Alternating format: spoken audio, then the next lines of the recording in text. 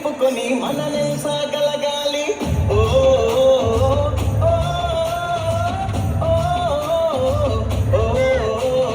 వసుధలో వారిలా వర్ధిల్లా నెంచాలి. యువతయే ప్రతి దేశ భవితయ నిపించాలి. ఓ